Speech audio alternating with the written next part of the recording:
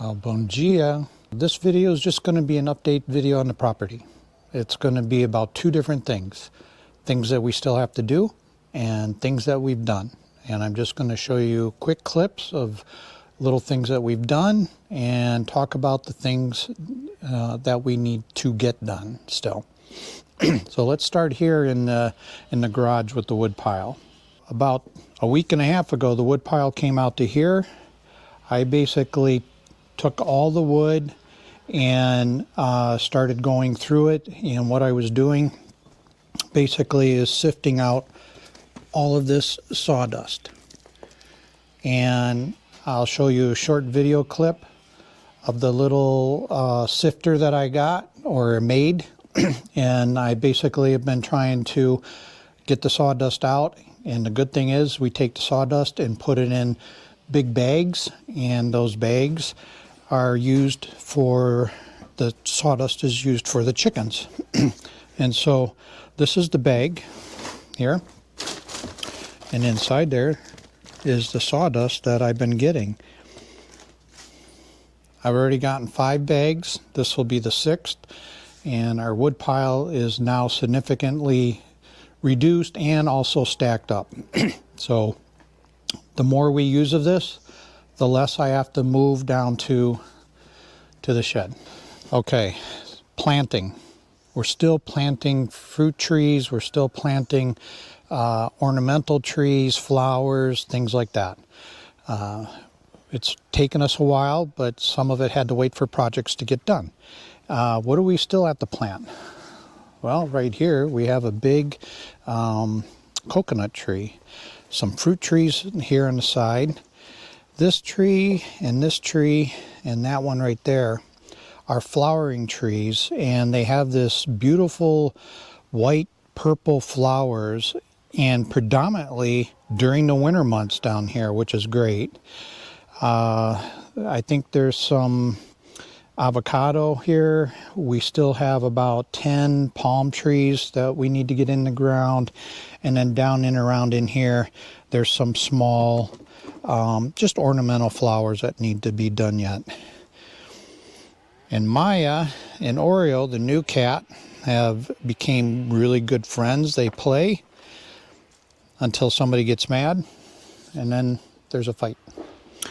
So Anna and the meninos, and what I mean by meninos is the boys that have been coming out here and doing a lot of work, painting and doing the stuff that I don't like to do. They also have a green thumb, and they helped Anna sculpt part of the lawn out here. And what they did is they put in lawn edging here along our deck and put in these nice beautiful flowers all along. And it goes all the way around the deck. It looks gorgeous. So the other thing they did is we had these 3 bushes here. These actually have flowers that grow on them. We cut them way down, so now we can kind of prune them and sculpt them to what we want. But these flowers right here were in a big clump right here, and they dug them up and they separated them, and they planted them all along the fence all the way over there. And then Anna took all the cuttings from this tree and this tree and this tree, and she planted the cuttings all along this dirt pile, and this is the dirt that was taken from the pool when it was dug up, and then she planted them all along the fence there. I think it's going to look beautiful. Okay, one thing that I have to do, or that I want to do because I think it'll look nice, is here we just have a wire fence, and it's just hooked on with a piece of wire, and then you take it and you flop it down. I have wood, and I'm going to put in another pole here, make it a little bit narrower, and I'm going to build a gate that can swing out either way, and just latch there, and then I'll take some of the fencing material and put on the gate. That's the to-do item. Chicken coop.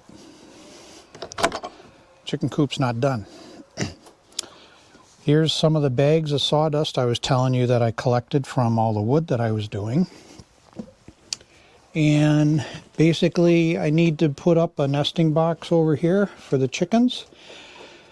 And then I need to put some roosts across the side. And that'll be it for in here. Not a whole lot to do. You can see we took off the plastic that was up here. They're big enough and they got enough feathers now. I think they're going to stay warm. Plus the temperatures are not getting bad. And soon this plastic will be reused for something else. I'm talking to a specific subscriber, so it'll look nice. The plastic's going away. I'm just teasing. All right, on to the next thing. This is a project that is going to start here maybe in the next month. I've got all these barrels here. We're going to be making a floating dock that'll go from this point around in that area out to the island. And then I can actually weed whack it and make it look a little nicer. Don't know what we're going to do with that out there, but the goal is to make a floating dock that goes across. I've got the plans drawn up. I've got the wood. I just got to start cutting and putting it together. So that'll take a little bit of time, but I think that'll be a really interesting video. As you can see on the other side of the pond over there, it's been rototilled and cleaned up. And the goal is I still have rocks that I'm picking up. I'm still taking wood out. And we are planting grass from that point over there all the way around to the bamboo. We are going to plant grass over there, but that stays really wet, so I have to wait until probably midsummer for it to dry out, and then I can work it. Grass isn't really cheap. I have found some 20 kilogram bags of grass. I think we're going to need at least 2, and it's the best price that I can find. We've looked at putting in the pre-grown soil pieces that are about 1 meter square or so, and we've also looked at having it sprayed with fertilizer and grass seed, and that's super expensive. I think it's between 12 and 18 reais per square meter. I'm pretty sure there's over 1,000 square meters of grass that we need to put in there. That would be very expensive. So we're going to just plant the grass seed and that, and I think that'll be the best solution. Long term, we'll have a riding lawnmower because I'm not weed whacking all that. And I like to do stuff myself. So I know eventually we'll probably have to hire people to come in and do this property periodically. But for right now, I like to do that stuff, and with a fairly large lawnmower, I'll be able to do it pretty quick. We'll also be seeding this area in here too. Anna's planted a lot of different ornamental bushes and trees and stuff. And all along the pond, there's palm trees. I think so far we have about 20 in. And like I said, we still got another 10 to go. On to the next thing. Okay, so we're at the base of our front deck. We had the steps put in. The steps look beautiful. They've been stained by the boys. And what I need to do, if I don't fall here, what I need to do is, this is a sloped down area and it's not a nice area to walk down off of, is I want to make a small little platform here. Probably a meter by a meter or whatever the width is here, for people to stand on, and then you can walk off, and hopefully it'll be hopefully the way I do it will be fairly level and you can just walk right off over there. Another project. Let's go to the next project. Okay, it's nice and bright, but it's a little chilly. That's why I'm wearing this.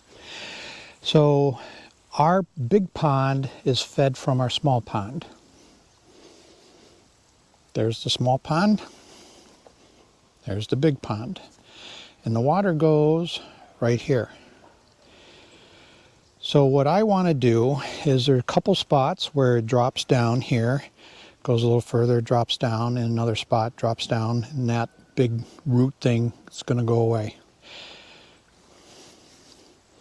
The plastic in the chicken coop, it's going to be cut into 1.5 meter strips, and I'm laying it in the path of all this water. And all the rocks, I got a pile there and a pile there, and there's about 8 piles out there, are going to line this. 2 things. It'll make a nice bubbling brook sound, waterfall sound when the water's running through there. The other thing it'll do is it will tumble the water enough to help create oxygen for the fish. And that's one of the big goals, is just to help create the oxygen. I think it'll also look nice. You can't really see it when the grass grows in, so by putting the plastic there and the rocks there, it should keep it pretty much free of grass and debris and stuff like that. All right, our front gate to the entryway by the house. We're getting it replaced. We're getting it fixed up. I have been working on doing my own little stuff, making a transition here. I don't know how long or if we're going to keep this. I actually have a video for this. I just haven't finished it yet. I need to bring in some more gravel, but there's a couple things that are going on. The guy that's installing the gate is cleaning up, fixing it, painting it. He's going to bring a motor. He's building a grate that's going to go over this trough here. This trough does 2 things. It catches the water from running down the driveway, but it also catches the rocks from up here, which then keeps it from getting in the gate track. All right, quick update on the garden, since I'm down nearby it, show you what's going on. There's some things you don't plant during the winter months, they're just not going to do well, but the stuff that we have planted is doing well. And I shouldn't say us, Anna. Anna does the garden. She does a wonderful job with this, and I just love it. The stuff that she grows is always green and healthy and stuff like that. So let's take a look. So the little pepper guys, they survived the winter. This guy was looking pretty bad for a little bit because it got pretty cold, but they're still producing.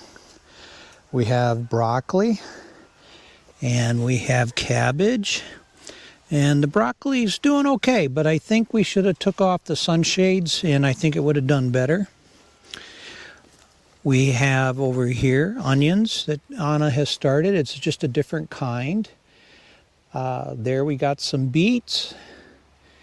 Anna's started some more lettuce over there. And look at this lettuce. Isn't that beautiful? That red and that green, it's just nice and healthy. And she has some over here.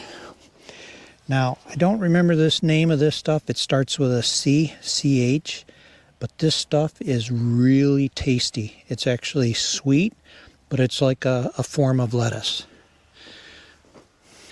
And we have some strawberries.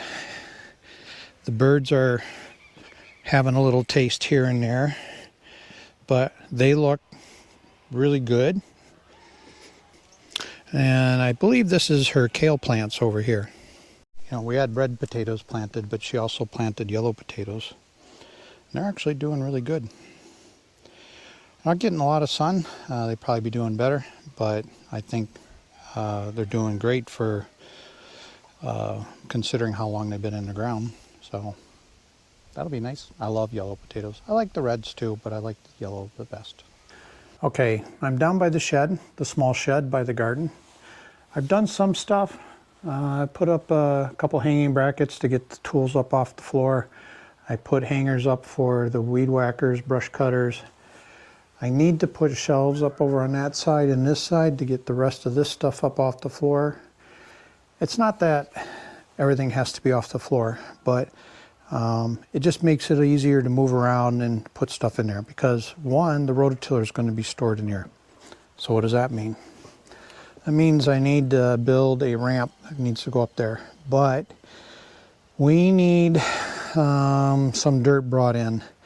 We got to get this area higher. It's a low area, so it's holding water and it stays muddy. So, Maya, come on. And then you saw the wood pile. Once that wood pile gets down a little bit further, I can remove some of the support wood. Probably most of it. Once it'll hold and stay in its own area, I can remove most of the support wood.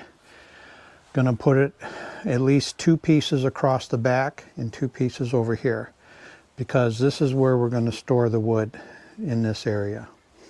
May not be the whole area, maybe it's only a portion of it, and then maybe I'll store the trailer down here. I don't know, but that's another project that we got to do. Well, would you look at that? We made a passion fruit trellis. It's like 650 centimeters long, so 6.5 meters, and it's roughly it's around 3 meters wide. So I have some pictures I'm going to throw in here, and you'll see basically it's just a wood structure. We put these small square wooden slats across, and then we cut some bamboo down and ran it across just to kind of make a grid, and now we've got the passion fruit up on top. It's nice and green. Looks a little rough. Like I said, it's been on the ground for a year, so we should have done this a long time ago. And it looks like the wind took this down, and we'll have to get it up and tie it up again. But once it gets grown across, I think it'll be fine. But initially, it's just going to take a little bit of time to get it up in there. But I think with it being off the ground and up into the air and where the sun actually can hit it really good, I think it's going to do fine. Okay, pitaya, dragon fruit. Saw in a video where I started some from cuttings, so I'm really hoping they'll take root. Once I start seeing buds on them, they're going to come out of those small containers and go into the ground. I have one here that's really nice. What I still need to do is I need to cut it off here, build a square frame on the top for it to grow up and over. I also need to take 2 of the 4 over here and put them here, so there's at least 3 growing up in one spot. Then I'm going to put another pole in here, do the same thing, take the other 2, put them here. I'm hoping they will bud out. We didn't fertilize them this last year, and I think if we had, they probably would have grown a lot better, but we're really going to focus on getting them going. And like I said, hopefully the cuttings that I started will take root, and I'll be able to put up maybe 2 more poles, and we'll have like 4 poles of dragon fruit, pitaya. We also have our coffee bean plants here. We're planning on to get 7 more, and this way we can have basically 5 in a row with 2 rows, and that should generate enough coffee to, for us to brew our own, roast our own coffee and that. Iping has been doing great. We're slowly working our way back. I think once we get maybe halfway through this, or maybe a quarter more way, I don't know, we're gonna work the soil, and we're gonna start new fresh cuttings and get that going. This actually grew really quick. This is not even a year, and it's that big. We weren't expecting it to grow that fast. This is our goyaba tree, and she's been doing really, really good here. And right here, we have a goyaba. So she's not really strong yet, so I gave it a support post to help it out, but I think she's going to be our first fruit tree that's going to do really well down here. So there's one more trellis that we have to make, and that other trellis is for the grapes. I have one grape there, one grape there. Actually not doing really well. We may have to test the soil, see what's going on, but hopefully we can get them to propagate up. And we already have 2 poles in. I have the wood down here, put in another 2 poles. I don't know for sure how far it'll be from this way, but most of those poles will go across the top. Definitely not that high, because even for me, that's too high. And I think we'll probably buy another 2 grapevines and put them on the other end. So our lime tree is doing really well. You can see up in the top there's some green, which those are not really ripe yet, but then over here you can see the orange ones, and they look great. This is too much for us to use, but we bought an electronic juicer. So what you can do is you can juice this and then take the concentrate and just freeze it. We did this with our lemon tree. We froze it into ice cubes. So you take 1 or 2 ice cubes and throw it just in a glass and dissolve it in. You got a nice refreshing drink. It's easy to store, stores for a long time, months. So, but the other use for this is a natural weed killer. So I have a vinegar solution with salt and with a little bit of dish soap. And it's the acidicness of the vinegar that helps kill the weeds. You can increase the acidicness by adding lemon or lime juice. Lemon juice actually is more acidic from what I understand. So if you add lime juice, you have to add more. So my plan is to actually use that, and to use that as a natural weed killer up around the house where the dogs, you know, or the cat, one of our cats eats grass. If they do eat it, it's not going to hurt them. It's not a chemical that's going to be bad. Worst case scenario is they maybe get a little diarrhea, but you know. And the other thing is you can spray it around fruit trees and stuff like that, and it's not so strong that it typically will kill them. In fact, it doesn't kill all weeds, kills a few. Sometimes you have to treat it multiple times, but still, it's a nice alternative to some type of chemical. So in this area, most of you know, this is our fruit area, but I wanted to show you what we're trying out. The ants in this area were terrible. So here is our, hopefully, ant blocker to keep the ants from getting up the tree and eating all the new leaves that are coming on there. But the way it works is the foam is all the way to the top here, but it only goes down about this far. So when the ants crawl up, they get onto the foam, but they can't crawl on this plastic and come around the edge. At least that's the theory. So we'll wait and see. We put it on this tree. I think there's one other I need to put it on. But on this tree, this is our peach tree, and the leaves are just coming out, and they decimated it last year. So I put it on here. There's actually little peaches on there. Probably should have these off, take them off, but we're gonna let it go. I don't think it's too big of a deal. So if they grow, they grow. Last year they basically fell off, but part of the reason is the ants ate all the leaves off, and I think it stressed the tree out, so it dropped the fruit.